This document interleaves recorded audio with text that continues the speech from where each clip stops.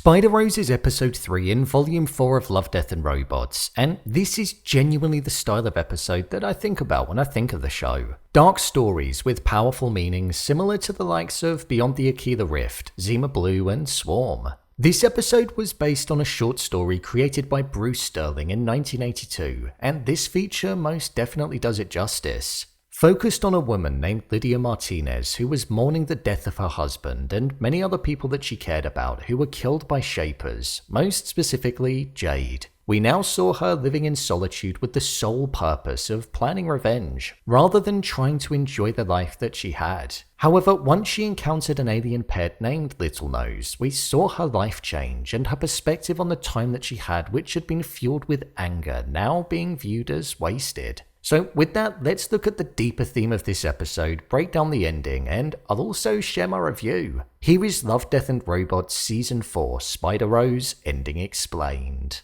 Just to let you know, this video will contain spoilers. The deeper meaning. This episode very much felt focused on how people experience grief, the lust for revenge, and the feeling of being caught up living in the past on trauma that impacted your life, rather than looking to overcome it in a healthy way and enjoy the time that you have with the people that are still around. Lydia Martinez was plagued with the memory of her husband being killed by Jade, and every moment in her life after that was focused around her wanting to find a way of being able to get revenge on Jade Prime, a Shaper, for what he did to her husband. Even mining an extremely valuable jewel which she planned on selling for a weapon that would be able to destroy a whole colony. However, the alien buyer wasn't prepared to break the treaty, which stated that they weren't permitted to sell weapons, so instead he offered her a pet called Little Nose. As this episode went on, we saw that she bonded with the alien pet, which was designed to mirror its owner, and the sense of loneliness that she had and the lack of care for anything other than vengeance started to fade away, instead experiencing feelings of care and love towards Nosy, just like how she once felt those very emotions towards her husband.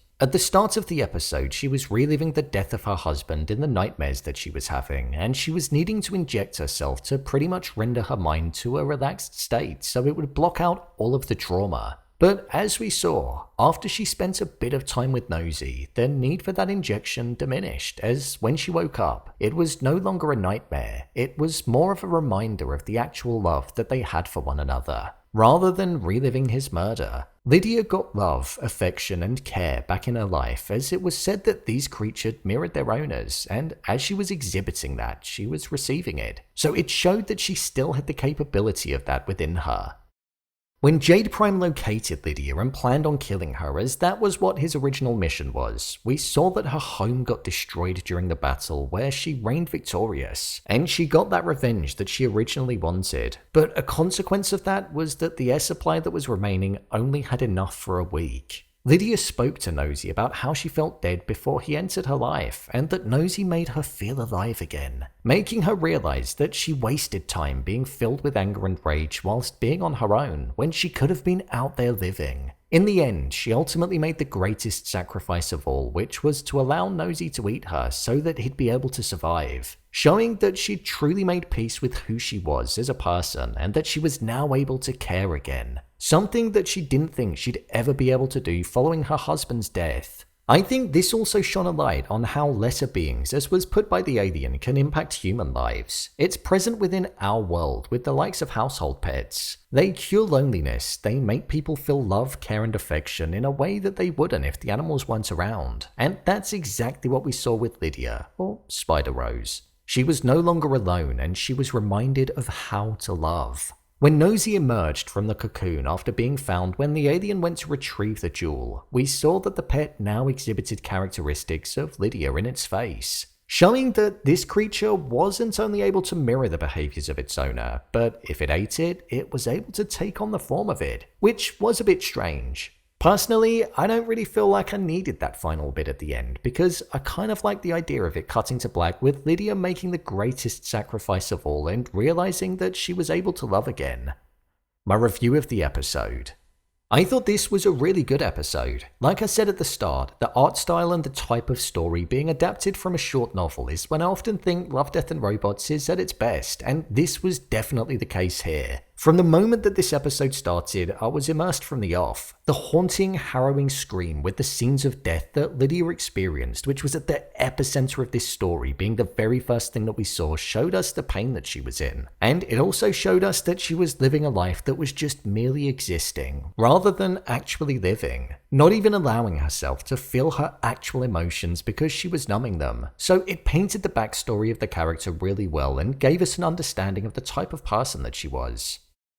The art style in this episode is one that's my absolute favourite. There's a sense of realism to it with the close-up shots. You get the emotion and story from the character's eyes and facial expressions, and I feel it just allowed me to connect with the likes of Spider-Rose a lot more than if it were done in a different style. The pain and suffering that she experienced was truly felt within this episode. I thought the scene where Jade Prime was shown to us and we saw his thirst to complete his mission of killing Lydia was a moment that was quite haunting and was filled with tension. The way that he looked was sinister, and his dagger-type teeth with his mutated skin was nightmare-inducing. So having that type of person being the one that killed Lydia's husband allowed him to feel like a true villain. Lydia was a character that I did actually really like and are rooted for. Even though we didn't get much from her at the start due to the grief that she was riddled with and the lack of emotions other than anger, seeing the progression of her changing how she felt about life and the love that she had for Nosy, it was something that I feel like some of us could all relate to, because many of us will know just how powerful an animal in a life can be when not feeling alone and also in providing comfort.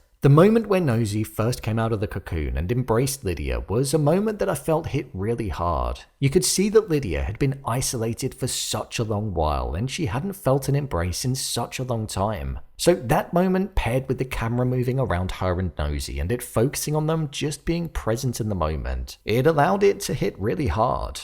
The visuals in this episode, for me, I thought they were absolutely stunning. Whether that be with the way that the characters looked, the design of the alien creatures, the design of Nosy, or the harsh environment that Lydia was living in. I really liked the spiderweb type design of the ecosystem that Lydia had running into where she lived. It obviously matched her name, but it also showed the complicated nature of it. I thought the overall message in this episode wasn't necessarily the clearest at the start, but it's one that you do definitely get as you let the episode settle. Lydia finding happiness and the ability to care for somebody other than herself and see a purpose in life. And that purpose being in allowing somebody else to survive was something that was powerful and also relatively emotional. I would say that I did want it to feel a bit more emotional when watching it though, but it didn't take away from the message. When it came to the climax with Jade entering Lydia's space, I thought it was a final battle that was definitely worthy of the 15 minutes of anticipation. It always kind of felt like Lydia would come face to face with the person that pretty much caused her to live this isolated life. And the way that she ended up killing him looked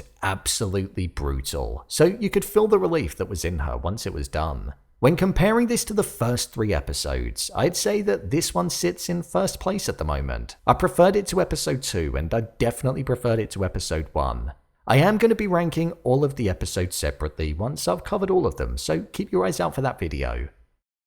So, there you have it, Love, Death and Robots Season 4 Spider-Rose Ending Explained.